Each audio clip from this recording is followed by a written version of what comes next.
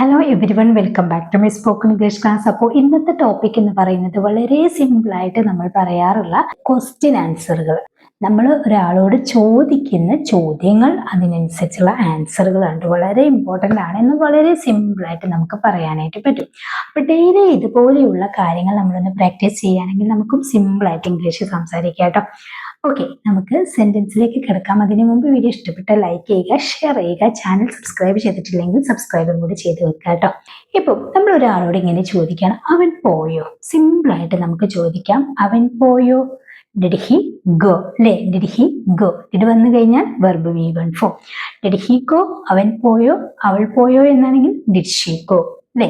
എന്നാൽ നീ പോയോ എന്നാണെങ്കിൽ did you go എന്നായി മാറും. ഓക്കെ, അപ്പൊ അതിന് ആൻസർ പറയാണ് അവൻ പോയി എന്ന് പറയുകയാണെങ്കിൽ എന്ത് പറയും? അവൻ പോയി, he went. അല്ലേ? അവൻ പോയി, he went. അവൾ പോയി എന്നാണെങ്കിൽ she went. ഞാൻ പോയി എന്നാണെങ്കിൽ I went എന്ന് പറയാം. ഓക്കെ, ഇനി അതിന്റെ നെഗറ്റീവ് പറയുകയാണെങ്കിൽ ഞാൻ പോയില്ല, I didn't go എന്നായി മാറും കേട്ടോ. അവിടെ പിന്നെ വെന്റ് പറയില്ല, നമ്മൾ didn't എന്ന് യൂസ് ചെയ്തല്ലോ. അവൻ പോയില്ല എന്ന് പറയുകയാണെങ്കിൽ he didn't go. അവളാണെങ്കിൽ she didn't go. ഇതാണ് ആൻസർ ആയിട്ട് പറയേണ്ടത്. ഇനി അവൾ ജയിച്ചോ എന്ന് നമ്മൾ ചോദിക്കാറുണ്ടല്ലേ. അവൾ ജയിച്ചോ, അവൻ ജയിച്ചോ, നീ ജയിച്ചോ എന്നൊക്കെ ചോദിക്കാറുണ്ട്. അവൾ ജയിച്ചോ, ഡിഡ് ഷി വിൻ. അല്ലേ? Did she win. അവൾ ജയിച്ചോ. അവൻ ജയിച്ചോ എന്നാണെങ്കിൽ ഡിഡ് ഹി വിൻ. ഓക്കെ, അവൾ ജയിച്ചു. അവൾ ജയിച്ചു വിന്നിന്റെ പാസ്റ്റ് ആണ് വോൺ എന്ന് പറയുന്നത്. അപ്പോ അവൻ ജയിച്ചു, ഹി വോൺ. അവിടെ വേറൊന്നും നമ്മൾ ആഡ് ചെയ്യുന്നില്ല, ഹി വോൺ. അവൻ ജയിച്ചു. ഇനി അവൻ ജയിച്ചില്ല എന്ന് പറയുകയാണെങ്കിൽ ഹി ഡിഡിൻ വിൻ എന്ന് പറയണം കേട്ടോ. അവിടെ V1 ഫോം യൂസ് ചെയ്യുക, ഹി ഡിഡിൻ വിൻ. അവൻ ജയിച്ചില്ല. ഇനി അവൾ ജയിച്ചില്ല എന്നാണെങ്കിൽ ഷീ ഡിഡിൻ വിൻ. അല്ലേ? അപ്പൊ നമ്മൾ ചോദിച്ചത് എന്താണ്? അവൾ ജയിച്ചോ, ഡിഡ് ഷി വിൻ. അല്ലേ? അവൾ ജയിച്ചു, ഷി വോൺ. ഓക്കെ, ഇനി നീ കാറ് വാങ്ങിയോ? നീ കാറ് വാങ്ങിയോ എങ്ങനെ ചോദിക്കുക? You buy a car. നീ കാറ് വാങ്ങിയോ? I bought a car. ഞാൻ കാറ് വാങ്ങി. I bought a car. ഞാൻ കാർ വാങ്ങി. ഇനി നീ കാറ് വിറ്റോ എന്നെങ്ങനെ ചോദിക്കാം? നീ കാറ് വിറ്റോ. വിൽക്കുക സെല്ലാണല്ലോ. അപ്പം D U cell. Did you cell the car. നീ കാറ് വിറ്റോ. ഞാൻ കാറ് വിറ്റു എന്ന് പറയുകയാണെങ്കിൽ വിറ്റു എന്ന് പറയുമ്പോൾ സെല്ലിന്റെ പാസ്റ്റ് ആണ് വേണ്ടത്. I sold the car. I sold the car. ഞാൻ കാറ് വിറ്റു. ഇനി ഞാൻ കാറ് വിറ്റില്ല എന്ന് പറയുകയാണെങ്കിൽ അവിടെ എന്ത് വേണം? I didn't cell the car. I didn't cell the car. ഞാൻ കാറ് വിറ്റില്ല. അപ്പൊ അതിന്റെ റൂളൊക്കെ നിങ്ങൾ പഠിക്കുക. നമ്മൾ ഓൾറെഡി ഇതിന്റെ സ്ട്രക്ചറൊക്കെ പറഞ്ഞിട്ട് വീഡിയോ ചെയ്തിട്ടുണ്ട് കേട്ടോ. അപ്പൊ സെന്റൻസ് മാറ്റി ഓരോന്ന് ക്രിയേറ്റ് ചെയ്യാണ്. ഓക്കെ, അവൻ നിന്നെ വിളിച്ചോ? അവൻ നിന്നെ വിളിച്ചോ. അവൻ വിളിച്ചോ, ഡിഡ് ഹി കോൾ. അവൻ നിന്നെ വിളിച്ചോ, ഡിഡ് ഹി കോൾ യു. അവൻ നിന്നെ വിളിച്ചോ. അവൻ എന്നെ വിളിച്ചു, he called me. He called me. അവൻ എന്നെ വിളിച്ചു. ഇനി അവൻ എന്നെ വിളിച്ചില്ല എന്ന് പറയുകയാണെങ്കിൽ he didn't call me. He didn't call me. അവൻ എന്നെ വിളിച്ചില്ല. ഓക്കെ, അവൾ വന്നോ എന്നാണ്. അവൾ വന്നോ, സബ്ജക്റ്റ് അവളാണ്. അപ്പോൾ ഡിഡ് ഷി കം. അല്ലെ? Did she come. അവൾ വന്നോ. ഡിഡ് വരുമ്പോൾ കം ആണ് വരേണ്ടത്, V1 ആണ് കേട്ടോ. അപ്പം ഡിഡ് ഷി കം. അവൾ വന്നോ. അവൾ വന്നു. She came. She came. അവൾ വന്നു. ഇനി അവൾ വന്നില്ല എന്ന് പറയുകയാണെങ്കിൽ she didn't come. She didn't come. അവൾ വന്നില്ല. ഇനി അവർ പഠിച്ചോ. അവർ പഠിച്ചോ എങ്ങനെ ചോദിക്കുക? Did they study. Did they study. അവർ പഠിച്ചോ. Did they study. അവർ പഠിച്ചു. ദേ സ്റ്റഡീഡ്. ദേ സ്റ്റഡീഡ്. അവർ പഠിച്ചില്ല. എങ്ങനെ പറയാ? അവർ പഠിച്ചില്ല എന്ന് പറയുമ്പോൾ they didn't study. They didn't study. അവർ പഠിച്ചില്ല. അവന് മനസ്സിലായോ നമ്മൾ ചോദിക്കാറുണ്ടല്ലോ. അവന് മനസ്സിലായോ? Did he understand. Did he understand. നിനക്ക് മനസ്സിലായോ എന്നാണെങ്കിലോ ഡിഡ് യു അണ്ടർസ്റ്റാൻഡ്. അല്ലേ? ഒരു സബ്ജക്റ്റ് മാത്രം മാറ്റേണ്ട ആവശ്യമുള്ളൂ. Did you understand. ഇനി അവന് മനസ്സിലായി. അല്ലെ? അണ്ടർസ്റ്റാൻഡിന്റെ പാസ്റ്റ് ആണ് അണ്ടർസ്റ്റുഡ് എന്ന് പറയുന്നത്. He understood. He understood.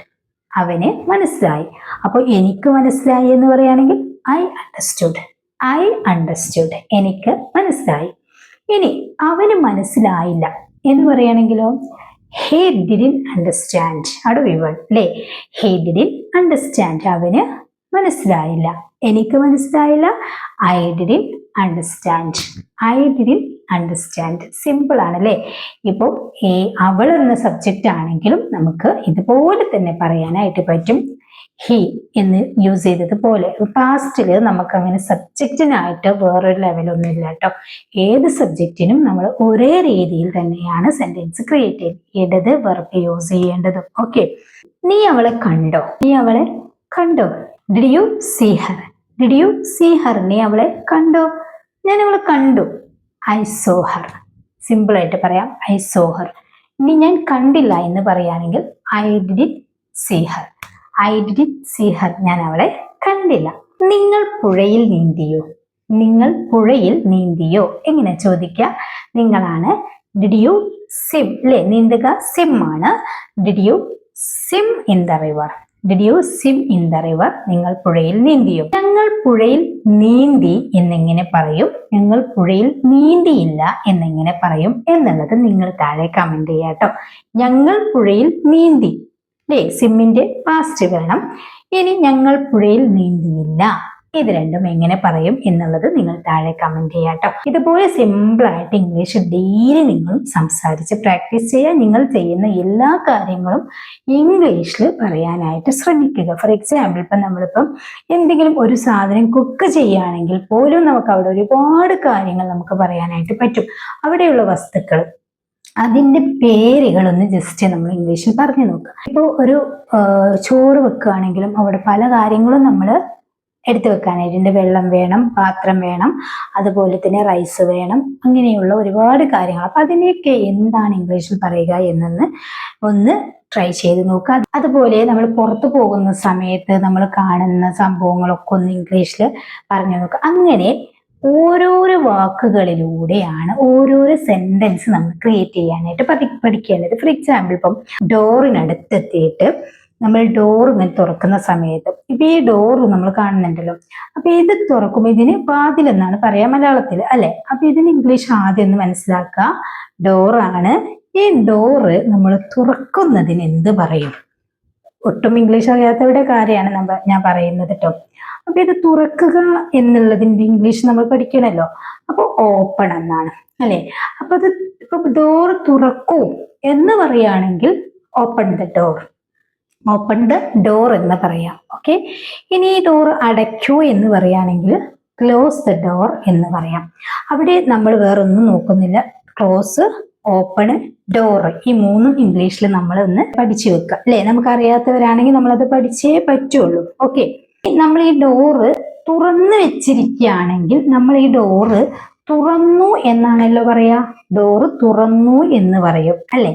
Door തുറന്നു എന്ന് പറയുന്ന സമയത്ത് ഇവിടുത്തെ വെർബ് മാറിക്കഴിഞ്ഞു അല്ലെ. ഞാൻ ഡോർ തുറന്നു, അതായത് ഞാൻ വാതിൽ തുറന്നു എന്ന് പറയുമ്പോൾ I opened the door now. I open the door. അവിടെ ഓപ്പൺ എന്നല്ല പറയേണ്ടത്, ഓപ്പൺഡ് അല്ലെ. ഞാൻ ഡോർ തുറന്നു, ഐ ഓപ്പൺഡ് ദ ഡോർ. ഞാൻ ഡോർ അടച്ചു എന്ന് പറയുമ്പോഴും പാസ്റ്റ് ആണ്.